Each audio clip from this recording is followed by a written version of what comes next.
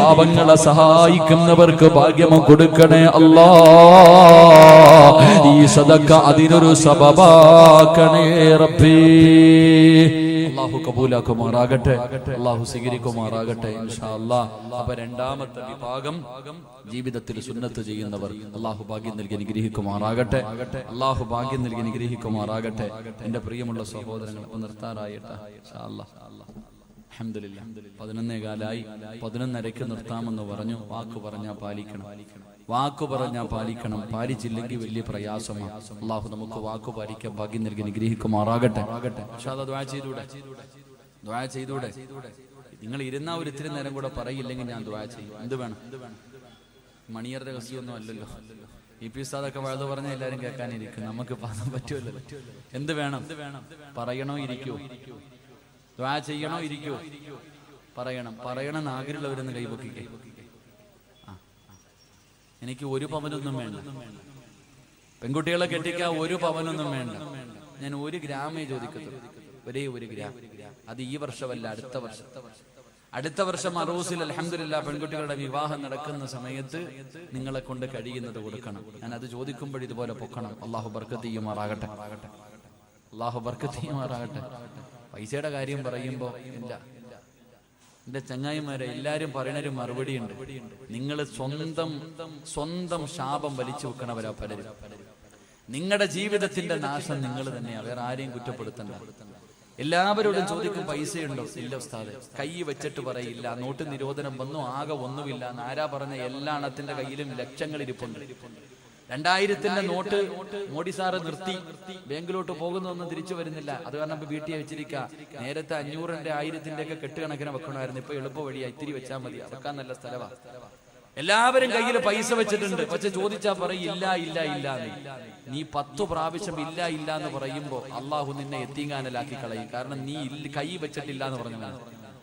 ഒരുപാട് പ്രാവശ്യം കയ്യിൽ വെച്ചിട്ട് ഇല്ല എന്ന് കള്ളം പറഞ്ഞു. അവസാനം അള്ളാഹു നിന്നെ അങ്ങനെ തന്നെ ആക്കും. അള്ളാഹു കാക്കുമാറാകട്ടെ. കയ്യിൽ വെച്ചിട്ടില്ല എന്ന് പറയുന്നു. കൊടുക്കാൻ മനസ്സില്ലെങ്കിൽ മനസ്സില്ല എന്ന് പറയണം. ഞാൻ തരൂല, അതിനാണത്തുണ്ട്. വീട്ടിൽ ഒരാൾ വന്നു, ഞാൻ തരൂല, എന്റെ കയ്യിലുണ്ട്, അതിലൊരു മര്യാദയുണ്ട്. അല്ലെങ്കിൽ കൊടുക്കുക. വെച്ചിട്ടില്ല എന്ന് പറഞ്ഞ എത്ര പാപം വലിക്കണേ. കൈ വെച്ചിട്ട് കള്ളം പറഞ്ഞ പാപം കൂടെ. കള്ളം പറഞ്ഞാൽ കിട്ടുന്ന പ്രതിഫലം എന്ത്? കള്ളം പറയുന്നവന് കിട്ടുന്ന പ്രതിഫലം എന്ത്? നാളെ അവന്റെ തല പട്ടിയുടെ തലയും കഴുതയുടെ രൂപവുമാണെന്ന് നബി മുഹമ്മദ് മുസ്തഫ. കള്ളം പറയരുതെന്ന് പറഞ്ഞാൽ എങ്ങനെ ചിന്തിച്ച്? അള്ളാഹുവിന്റെ പ്രവാചകൻ സല്ലല്ലാഹു അലൈഹി വസല്ലം തങ്ങൾ നടന്നു പോകുമ്പോ സഫിയ റളിയല്ലാഹു തആല അൻഹ തന്റെ മകനോട് വിളിച്ചു, മോനെ നീ വാടാ, ഒരു സമ്മാനം തരാം. ഒരു പെണ്ണ് തന്റെ മകൻ വെളിയിൽ കളിച്ചോണ്ടിരിക്കണ, എത്ര വിളിച്ചിട്ടും വരുന്നില്ല. അവനെ വിളിച്ചു, വാടാ മോനെ, ഒരു സമ്മാനം തരാം. ചെറുക്കൻ ഓടി വീടിനകത്ത് കയറി വന്നു. അള്ളാഹുവിന്റെ പ്രവാചകൻ ചോദിച്ചു, എന്തെങ്കിലും കൊടുക്കാനാണോ വിളിച്ചത്? ഇല്ല നബിയെ, ഒരുപാട് നേരം വിളിച്ചിട്ടും വരുന്നില്ല, അപ്പോ അതുകൊണ്ട് വിളിച്ചതാ. കൊടുക്കാൻ വല്ലതും ഉണ്ടോ? ഒരു കാരക്കയുണ്ട് നബിയെ. അള്ളാന്റെ റസൂല് പറഞ്ഞു, അതുകൂടെ ഇല്ലായിരുന്നെങ്കിൽ കള്ളം പറഞ്ഞ പാവം അള്ളാഹു നിനക്ക് എഴുതുമെന്ന് നബി മുഹമ്മദ് മുസ്തഫ. നമ്മള് മക്കളോട് പറയും, മോനെ അത് മേടിച്ചേരാ, ഇത് മേടിച്ചേരാ, അങ്ങനെ മേടിച്ചേരാ, എങ്ങനെ മേടിച്ചേരാ. മോനെ ഫോൺ വിളിക്കുമ്പോ വീട്ടിൽ പിരിവുകാരോ വന്നാ വാപ്പ ഇല്ലാന്ന് നീ തന്നെ പറഞ്ഞേക്കണേ. ഉടച്ചനമ്മ പറയാ, വാപ്പ വീടിനകത്തിരിക്കും. അള്ളാഹുബെ പിരിവിന് ആരെങ്കിലും വരുന്നത് കണ്ടാ പറയും, വാപ്പ ഇവിടെ ഇല്ലെന്ന് പറഞ്ഞേക്കട, കള്ളം പറഞ്ഞേക്കട. നമ്മൾ തന്നെ മക്കളെ കള്ളം പഠിപ്പിക്കുന്നു. അള്ളാഹു കാക്കുമാറാകട്ടെ. അവസാനം നിന്റെ മക്കള് ഭൂലോക കള്ളരാകും. അപ്പോഴത്തെ രസം ഉണ്ടാവും. നിന്റെ മക്കള് കള്ളരെന്ന് പറഞ്ഞാൽ കള്ളന്മാരായിട്ട് ചരിത്രത്തിൽ കാണാം. ഖബറിനകത്ത് ജീവിതത്തിൽ എപ്പോഴും കള്ളം പറയുന്ന ഒരു മനുഷ്യനുണ്ടായിരുന്നു. ആ മനുഷ്യനെ ഖബറിനകത്ത് കൊണ്ടുവച്ചപ്പോ മുൻകറും നക്കീറും വന്നിട്ട് ചോദിച്ചു, മൻ റബ്ബുക. ഖബറിനകത്ത് 2 മലക്കുകൾ വന്ന് ചോദ്യം ചോദിച്ചപ്പോ ഈ മനുഷ്യൻ പറയാ, ഇപ്പൊ 2 എണ്ണം വന്നിട്ട് പോയതേ ഉള്ളൂ, പിന്നെയും നിങ്ങളും വന്നു. അള്ളാഹു മുൻകറും നക്കീറും വിചാരിച്ചു, പടച്ചവന് ഞങ്ങളല്ലാതെ വേറെ ആരും ഖബറിൽ വരില്ല, ഇവെന്താടാ ഈ പറയണേ? ഇപ്പൊ 2 പേര് വന്നിട്ട് അങ്ങോട്ട് പോയതേ ഉള്ളൂ, വീണ്ടും 2 എണ്ണം വന്നിരിക്കുന്നു. പടച്ചോനെ 2 പേരും കൂടെ ചോദിച്ചു, അള്ളാഹു ഇതെന്താ പടച്ചോനെ? അപ്പൊ പറഞ്ഞ മറുപടി, നാവെടുത്ത കള്ളവേ പറയത്തുള്ളൂ, ചുമ്മാതെ പറഞ്ഞതാണ്. അള്ളാഹു നമ്മളെ കാക്കുമാറാകട്ടെ. ഇങ്ങനെ ബസ്സിൽ കയറുമ്പോ ടിക്കറ്റ് എടുക്കാൻ വന്ന് ചോദിക്കും, ടിക്കറ്റ് ഇല്ല, 1 മതി. കുട്ടി, അള്ളാഹു അവന് 2.5 വയസ്സായി. പെണ്ണ് കെട്ടാറായി സ്കൂളിൽ പഠിക്കുന്ന മക്കള്. പടച്ചോനെ, ഞാൻ ഇങ്ങനെ യാത്ര ചെയ്യുമ്പോ എനിക്ക് അത്ഭുതം തോന്നി. ടിക്കറ്റ് എടുക്കുന്ന ആള് വന്നിട്ട് ചോദിച്ചു, കുട്ടി ഇല്ല, കുഞ്ഞിന് വയസ്സായില്ല. അപ്പൊ അവൻ അയാൾ ചോദിച്ചു, മോനെ നിനക്ക് എത്രാം ക്ലാസ്സിലാണ് പഠിക്കണേ? ഞാൻ 4ാം ക്ലാസ്സിലാണ് പഠിക്കണത്. പടച്ചോനെ കഴിഞ്ഞില്ലേ? ഇതാ നമ്മുടെ അവസ്ഥ. അള്ളാഹു നമ്മളെ കാക്കുമാറാകട്ടെ. അള്ളാഹു നമ്മുടെ മക്കളെ സ്വാലിഹീങ്ങളിൽ പെടുത്തുമാറാകട്ടെ. ഇൻഷാ അല്ലാഹ് ഒരു കാര്യം കൂടെ പറയാം. അല്ലാഹുവിന്റെ പ്രവാചകൻ സല്ലല്ലാഹു അലൈഹി വസല്ലമ തങ്ങൾ പറയുകയാണ്, എന്റെ പ്രിയമുള്ള ചെറുപ്പക്കാരാ, എന്റെ പ്രിയപ്പെട്ട പെങ്ങളെ, അല്ലാഹുവിന്റെ പ്രവാചകൻ സല്ലല്ലാഹു അലൈഹി വസല്ലമ തങ്ങൾ പറയുകയാ, ജന്നാത്തുൽ ഫിർദൗസ് എന്ന സ്വർഗ്ഗം വേണോ? ജന്നാത്തുൽ ഫിർദൗസ് എന്ന സ്വർഗ്ഗം വേണോ? അല്ലാഹുവിന്റെ പ്രവാചകൻ പറയുന്നു, സഹാബാ ദൂറഹമിൻ ഗഫൂർ. അല്ലാഹുവിന്റെ പ്രവാചകൻ പറയുന്ന മൂന്നാമത്തെ വിഭാഗം ഏതെന്നറിയുവോ? അത് കുടുംബ ബന്ധം ചേർക്കുന്നവരാ. തന്റെ ഉപ്പാനെയും ഉമ്മാനെയും സ്നേഹിക്കുന്ന മക്കളാ, മാതാപിതാക്കളെ സ്നേഹിക്കുന്ന മക്കളാണ്, അവരെ ബഹുമാനിക്കുന്ന മക്കളാണ്, അവരെ ആദരിക്കുന്ന മക്കളാണ്, അവർക്ക് നൽകേണ്ട പരിഗണന നൽകുന്ന മക്കളാണെന്ന് അല്ലാഹുവിന്റെ റസൂൽ പഠിപ്പിക്കുമ്പോ, എന്റെ പ്രിയമുള്ളവരെ, മാതാപിതാക്കളോട് സ്നേഹമുള്ള എത്ര മക്കളാ ഉള്ളത്? ഉമ്മാനെ ചീത്ത വിളിക്കുന്ന മക്കളുണ്ടല്ലോ, ഉമ്മാനെ തല്ലുന്ന മക്കളുണ്ടല്ലോ, കളവീനി മിണ്ടരുതെന്ന് പറയുന്ന മക്കളുണ്ടല്ലോ, സ്വന്തം ഉമ്മാനെ ഭീഷണിപ്പെടുത്തുന്ന മക്കളുണ്ടല്ലോ, സ്വന്തം ഉമ്മയോടും വാപ്പയോടും നിസാര കാര്യത്തിന്റെ പേരിൽ പിണങ്ങി നടക്കുന്ന ചെറുപ്പക്കാരാ, എങ്ങനെ കഴിയുന്നു മോനെ?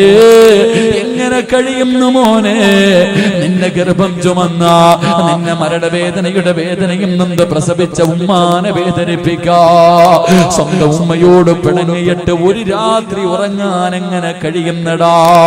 എന്റെ പ്രിയപ്പെട്ട ചെറുപ്പക്കാരാ, വേണ്ട മോരെ, ഉമ്മാന്റെ മനസ്സ് വേദനിപ്പിക്കല്ലേ, ഉമ്മാന്റെ കണ്ണുനീര് വാങ്ങിവെക്കല്ലേ. അല്ലാഹുവിന്റെ റസൂൽ പറഞ്ഞു, ഉമ്മായുടെ മനസ്സ് വേദനിപ്പിക്കുന്നവൻ അല്ലാഹു കൊടുക്കുന്നത് ദുനിയാവിൽ വെച്ച് തന്നെയാ. ഉമ്മാന്റെ മനസ്സ് വേദനിപ്പിക്കുന്ന മക്കള്, ആ മക്കൾക്ക് അല്ലാഹു ശിക്ഷ കൊടുക്കുന്നത് ദുനിയാവിൽ വെച്ച് തന്നെ കൊടുക്കുമെന്ന് അഷ്റഫുൽ ഖൽഖ് നബി മുഹമ്മദ് മുസ്തഫ. ഉമ്മയാരെന്നറിയുവോ ചെറുപ്പക്കാരാ? നിന്റെ ഉമ്മാന്റെ കാൽച്ചുവട്ടിലാ സ്വർഗം കിടക്കുന്നത്. നിന്റെ ഉമ്മയുടെ കാൽച്ചുവട്ടിലാണ്. അല്ലാഹുവിന്റെ റസൂലിന്റെ മുന്നിൽ ഒരു സഹാബി ചെന്നു, യാ റസൂലല്ലാഹ്, എനിക്ക് ഏറ്റവും കൂടുതൽ ബാധ്യത ആരോടാ നബിയേ? നിന്റെ ഉമ്മയോടാ. നിന്റെ ഉമ്മയോടാ, നിന്റെ ഉമ്മയോടാ. 3 പ്രാവശ്യം ഉമ്മ എന്നാ പറഞ്ഞത്. 4മതാണ് വാപ്പയുടെ പേര് പറഞ്ഞത്. കാരണം എന്ത്? ഗർഭം ചുമന്നതു 10 മാസം തള്ളയാ, പ്രസവിച്ച വേദന തിന്നതും അവർ തന്നെയാ, പാലൂട്ടി നിന്നെ വളർത്തലും അവരാണ്.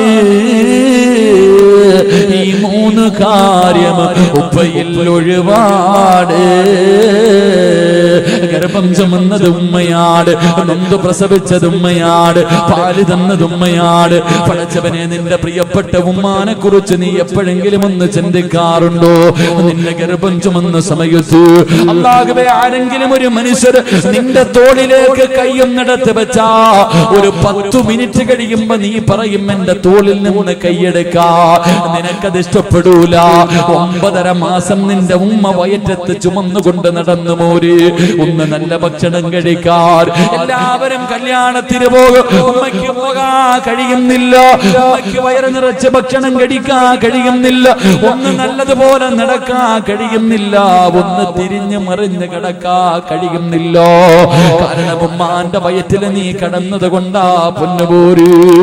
എന്നിട്ട് നിന്നെ പ്രസവിച്ച അപ്പൊ എത്തെല്ലാം വേദന സഹിച്ചു പോര്. നിന്റെ ഉമ്മ എത്ര കരഞ്ഞിട്ടുണ്ടാകും. പ്രസവിക്കുന്ന സമയത്ത് നിന്റെ ഉമ്മ എത്ര വിളിച്ചു കൂവിയിട്ടുണ്ടാകും. ചെറുപ്പക്കാരാ, ആ മരണവേദന സഹിച്ചത് നിന്റെ ഉമ്മയാ മോന്.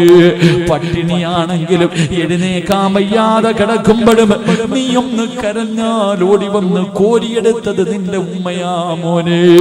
നിന്റെ മൂത്രവും കാഷ്ടവും എല്ലാം വാരിയതവരല്ലേ.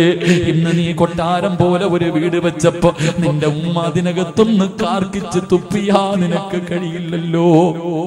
നിനക്ക് പണം കിട്ടിയപ്പോ, നിനക്കൊരു നല്ല പെണ്ണിനെ കിട്ടിയപ്പോ, ആ ഉമ്മയുടെ ദുആ കൊണ്ട് റബ്ബ് നിനക്കൊരു അനുഗ്രഹം തന്നപ്പോ നിന്റെ ഉമ്മ നിനക്ക് അധികം പറ്റായല്ലോടാ മനുഷ്യ, എങ്ങനെ കഴിയുന്നടാ? അല്ലാഹുവിന്റെ റസൂല് പറഞ്ഞു, ഉമ്മയുടെ മനസ്സ് വേദനിപ്പിക്കരുത്, ഉമ്മയുടെ മനസ്സ് വേദനിപ്പിക്കരുത്. വാപ്പയ്ക്ക് പ്രതിഫലമില്ലെന്നല്ല, ഉമ്മയുടെ കാൽച്ചുവട്ടിലാ സ്വർഗം, ഉമ്മാന്റെ കാൽച്ചുവട്ടിലാ സ്വർഗം. വാപ്പയുടെ മഹത്വം എന്തെന്നറിയോ? സ്വർഗത്തിലെ മധ്യത്തിലെ സ്വർഗത്തിന്റെ നടുക്കത്തെ കവാടം വാപ്പയാണെന്ന് നബി മുഹമ്മദ് മുസ്തഫ. സ്വർഗത്തിന്റെ കവാടത്തില് മധ്യഭാഗത്തെ വാതിലുണ്ടല്ലോ, മോനെ അതാണടാ വാപ്പ, മോനെ അതാണടാ വാപ്പ. വാപ്പയുടെ മനസ്സ് വേദനിപ്പിച്ചാലും നിനക്ക് രക്ഷപ്പെടാൻ കഴിയൂല.